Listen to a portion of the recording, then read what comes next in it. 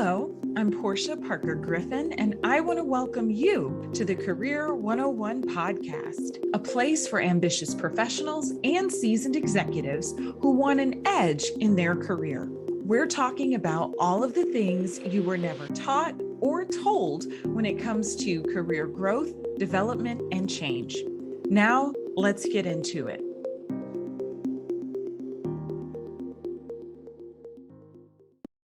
Today, we are talking about identifying strengths with your personality with Liz Herrera. Liz Herrera is a seasoned strength-based career coach with more than 16 years of experience, dedicating her career to empowering and guiding students and professionals. She currently serves as the Director of Career Development in the College of Liberal Arts and Sciences at the University of Illinois, Chicago. Beyond her institutional role, Liz runs a private career coaching business and has been recognized among the top 15 coaches in Chicago in 2022 by Influence Digest. She hosts the Liz Career Coaching Podcast, featured on Mac's Top Career Podcast Guide, and was acknowledged as one of the 45 best career coach podcasts by FeedSpot. She holds a Master of Arts in Higher Education and has completed training in life design and CliftonStrengths, leveraging her expertise to mentor, deliver impactful presentations, and empower her clients to pave their career. Hi, Liz. How are you today? I'm great. How are you? I am doing amazing, and I am excited to have you with us to discuss identifying strengths. But first, we want to know a little more about you.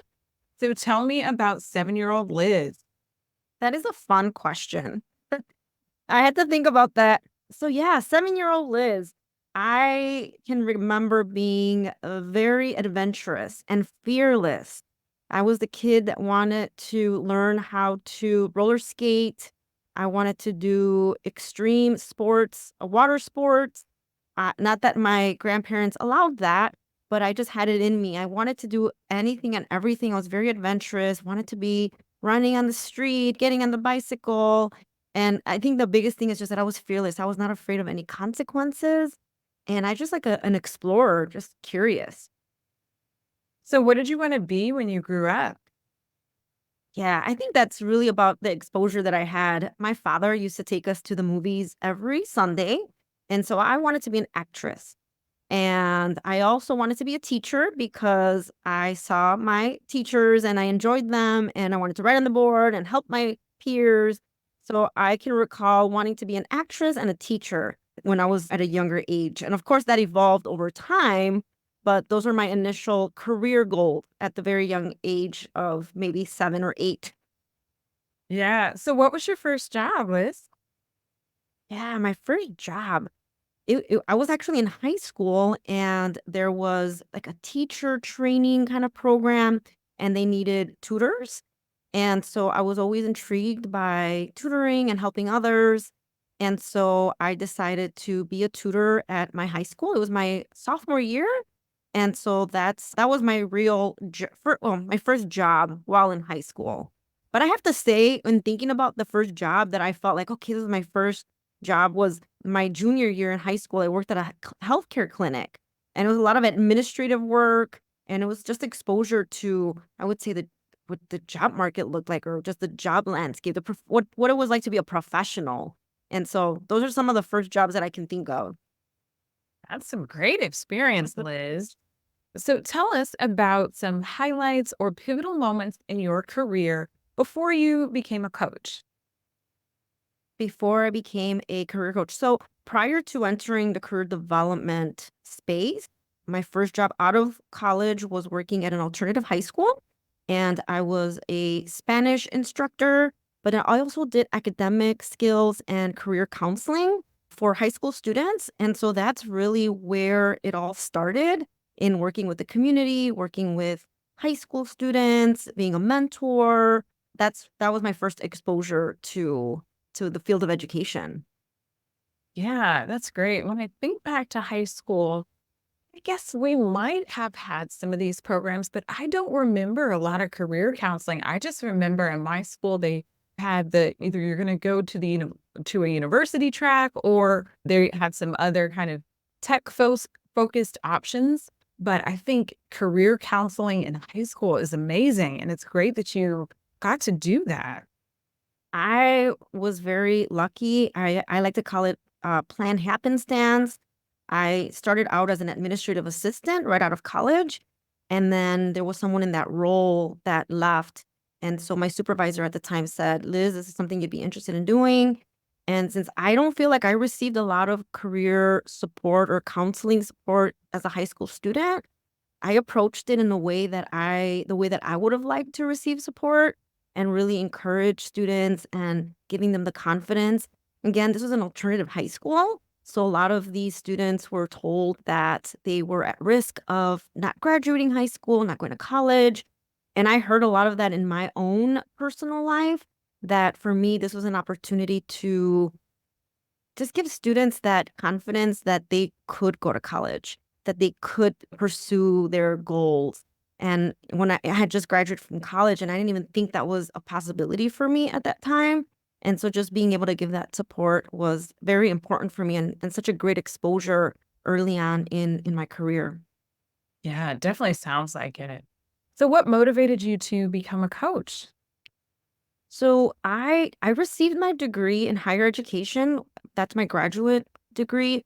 And I entered higher ed. I was at a community college for a few years, and I always enjoyed career development. And so I would always be helping students with their resume, doing resume workshops, putting together career fairs, even though that wasn't actually part of my job. And so I was just doing some research, and I honestly didn't even know that career coaching or career services was a thing. I never used that resource as a college student. And so one day I'm just, going online, and I see that there was a job opportunity for a career advisor at the University of Illinois, Chicago. And so I thought, I'm going to put my feelers out there. I'm just going to try and I'm going to apply. And I did, and I got interviewed, and I was offered the position. And so this was 16 years ago. It was my first position within a career service office at a university. And I absolutely fell in love with it. And so I was working for the central office, and this was serving every student, every discipline. So I really learned the foundation of career development in that role. And ever since then, my career profession has expanded and evolved, working with graduate students, spearheading an office, and now working with the College of Liberal Arts and Sciences, which I've been doing this for 5 years. And from there, that's opening up my own private career coaching business. That's how my profession has evolved over the past 16 years. Wow. That is very impressive, Liz. We have talked about personality on the podcast before, but before we dig into identifying your strengths, I want to know, why do you think understanding your own personality is important? Think self-awareness is extremely important, and I think that a lot of individuals that are pursuing a career path or entering the, job search process, it's so important to be reflective and self-aware before even making decisions. So knowing yourself helps you make informed decisions, what you like, what you don't like, where you thrive. So there's a lot of introspection that is important in your career path, and that leads to fulfillment too, really understanding yourself. And this is why I use a strengths-based approach in all of my career coaching. So I would say that it is important to be self-aware in order to make informed decisions. Great. So many of our listeners know that I think a career coach can be a great resource for learning more about your personality. In your opinion, what are some of the best ways to identify your strengths? Yes. So I personally like to use CliftonStrengths. It is an assessment that you are able to take. It's based off of 40 years of research. It was conducted through Gallup. And what I love about this assessment is that when you take it, it asks you a variety of questions, and it actually, there are different types of report that you can get, but essentially there are 34 themes, so 34 areas of strength. And the one that I like to use is where students or clients can get up to their top 5. And so this just gives you information about where you thrive. And then your top 5 are actually, it's so unique because your results, basically 1 in 33 million people will have the same top 5 themes in the same order as you. So order matters, and even the combination of your themes. So using Clifton Strengths is a great tool to identify your strengths. Now, if you don't have access to this assessment or you don't want to pay for it, other ways to identify your strengths is also talking to people. I think a lot of times our strengths are so innate. I always say it's like breathing, that you need to sometimes talk to others and people that you trust, colleagues, supervisors, mentors, and just ask, what are some of the areas where I shine? What are my greatest strengths? Where do you see that I contribute the most? And little by little you start to really uncover what those strengths actually entail.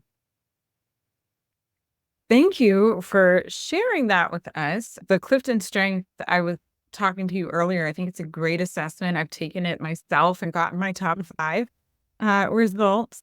But I've heard about the fact that with the Clifton Strengths assessment, your top 5 can change. Um, Yes, it can change in terms of the themes because there's 34 themes and we fall under those 34 themes in some type of order. So let's say, for instance, I take it and maybe my sixth theme, depending on the phase of my life and my career, that sixth theme might move up to a 4. One of the things that I always like to remind people is it doesn't mean that you don't have that strength anymore, because if you are a relationship building person, if you enjoy building relationships, working with people, that is part of who you are. And that doesn't change. If you are someone who is extremely organized and you're so good at leading others and arranging and just being able to see a big picture, that's not going to change, right? So it's just really recognizing what those themes look like, maybe in your given phase in your career, in your life, but your strengths don't change. It's just the theme, the definition, or certain themes might come up earlier than before. And that can happen when you take it as a college student than when you take it as a established professional. I've taken it a number of times, and while some of the themes change slightly, for me, it's consistent, the relationship building and the execution. Those are the areas where I thrive. Thank you for sharing that. I think I took the Clifton Strengths probably about 10 years ago, almost 10 years ago. And I personally have had clients ask me with the personality assessments that we use. I'm certified in the Myers-Briggs type indicator, and they ask, oh, can this change? Or if they've taken it a few times, they might have gotten different results. And sometimes people are confused about that. So I really liked what you said about the themes kind of being consistent, but the order might change just based on the season of life or kind of what's top of mind for the person. Yes, exactly. And really understanding, like, for instance, I know you have achiever, I have activator. And so for me, activator is getting things done. When can I get started? Right? Like, I like just to take action. And I think there's a lot of similarities with achiever. So if I retake it and achiever were to surface for my top 5, I can see that. Right. So I think because it really coincides a lot with perhaps some of the attributes of an activator. Yeah. Activator might have been that 4th one that I'm forgetting. I'm gonna check later, Liz, and see, but there was one of the 5 I was forgetting. But yeah, I can see that, and that also makes me think about the themes, like you were talking about before, how there are probably some similarities between some of those characteristics. Right. So, Liz, you talk about learning how to articulate strengths in all aspects of a professional package. Tell us more about that. Yeah. So this is what I love about using Clifton Strengths is really understanding someone from not just knowing yourself and where you thrive, but also being able to talk about it. And Clifton Strength provides language that, a lot of people are not aware of. And for instance, if your top 5, you have learner or focus, discipline, maybe you have consistency, individualization. I'm just throwing out these things here, but you need to learn how to actually talk about what that means. So on a resume, for instance, when I'm walking someone through a resume, I want you to tell me your story. Where have some of these strengths surfaced? So if you're someone that is great at learning, maybe you're that person that is constantly getting certifications or learning something new to teach somebody else. So how has that come through in your own career story? And so being able to articulate that on a resume, being able to articulate that on your LinkedIn profile, and most importantly, in a job interview. And a lot of times when I ask people, what are your greatest strengths? And they're like, oh, I'm a team player, I'm a problem solver, and I'm just great with people. And while that's great, I want some context. Tell me how you solve problems. Walk me through that process. How has that been impactful in your role? How have you contributed? I want to hear success stories. And I like to leverage CliftonStrengths or having that strengths conversation to help people really think about where they've thrived, where they shine, and it starts to help them brainstorm these success stories that they never recognize that the success stories come because they're using their strength. Wow. I think that what you said really can cause someone to stop and reflect. When you said really thinking about where you thrived and shined, I think that's just a great way for people to stop and get some of those insights about themselves and their strengths. Because I think a lot of times we have our own conceptions about what we do and we know more about our own motivation. But to get that external feedback or look at external events to validate or acknowledge some of what we think about ourselves can provide some insight too. I completely agree. What are some of the biggest mistakes you've seen professional and executives make when identifying their strengths? The Career 101 podcast is brought to you by Fly High Coaching, where we help our clients soar to their full potential. More and more professionals and executives are setting out to achieve their career goals. But without the right support, it can be difficult, if not impossible. Whether you need career coaching, interview coaching, or a professional resume, we're here to help. Check us out on our website, fly-highcoaching.com.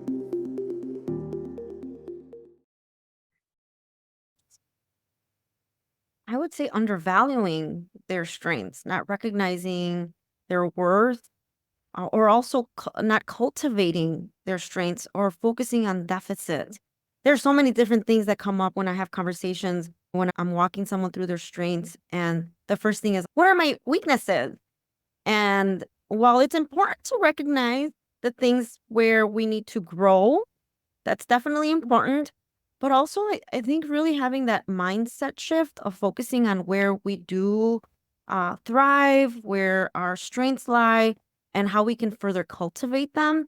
Because the way that I like to see it is that if I'll give you an example. So, like for me, I'm not like for me, strategic thinking is just I know that's like a not the end of my 34 themes. But I do enjoy working with people and relationship building.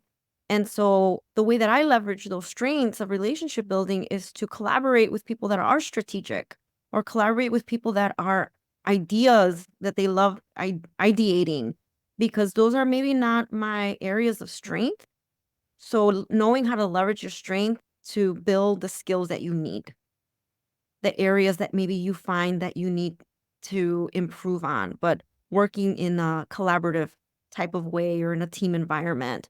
So recognizing your strengths, but also recognizing the strengths of others and how you can collaborate and leverage that in a team setting. Yeah, I like what you said about all of that. And collaboration is really paramount, especially when you have big ideas or big projects, things that you want to get done. But I also want to zero in on what you said because I see this with the clients a lot as well.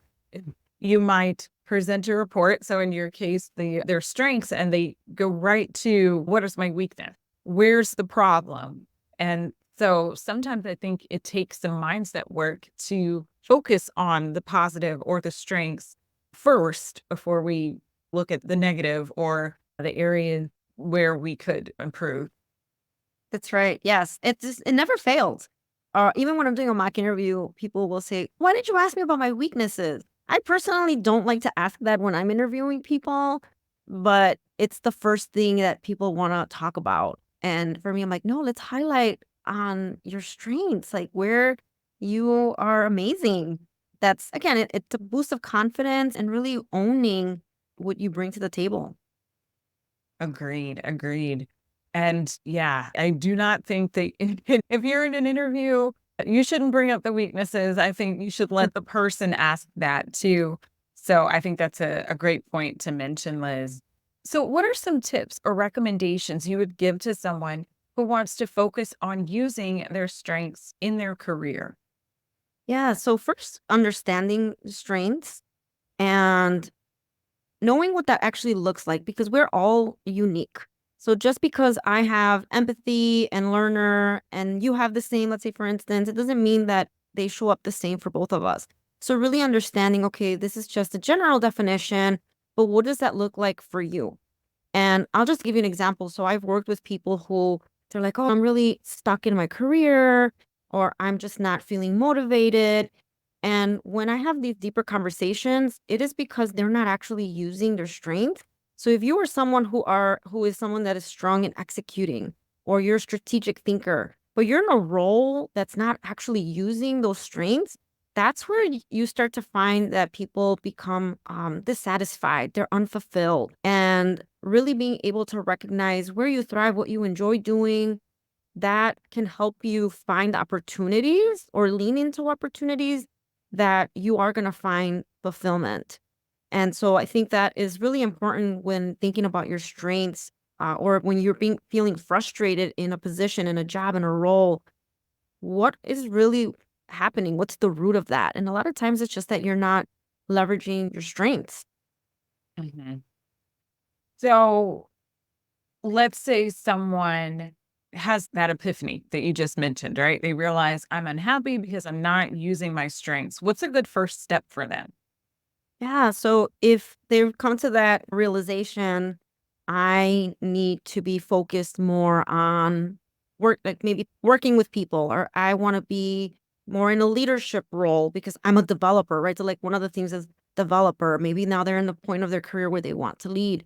So, obviously, when before you jump into the job search, do you want to stay in that organization? Are there opportunities for growth within the organization? Maybe it's time for that take the leap for that leadership role. And if that is not the case and you're thinking, okay, I'm at a crossroad, I'm ready for that next career move. Obviously, there's a lot of self-reflection and really thinking about what it is that you want to do. And that's where the exploration begins. What types of roles? What are your interests? What are your values? What are some of the areas that you might want to pursue, organizations that align maybe with your own personal goals and values? Clifton Strengths is not to inform you on a career path. It's more to give you that confidence and also to understand where you would thrive regardless of the industry or role that you're going to pursue. But if you are feeling that your strengths are not being leveraged in your current role, then really figuring out, okay, what type of function or type of role will I be able to utilize these strengths, lean into these strengths, maybe cultivate them even more, and then starting to do some research or working with a career coach. A lot of times people are like, well, I don't even know where to get started.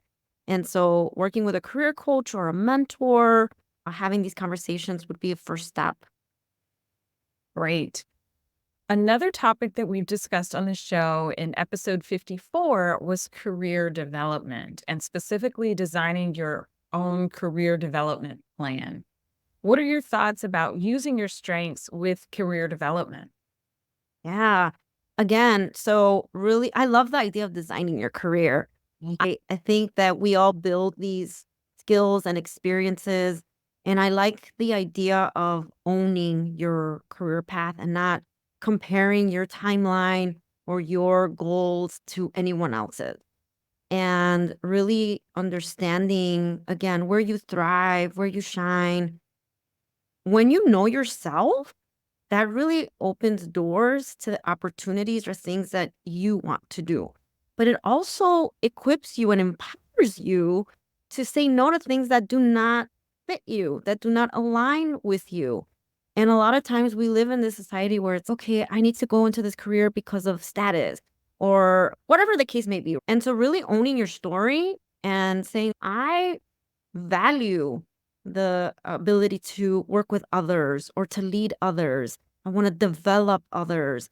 And maybe it looks like it's in the field of education, or maybe it's in the corporate world, or maybe it's in healthcare. And so you have to really think about who do you want to serve? That's very important. Who do you want to serve? What population do you want to work with? What industry are you interested in?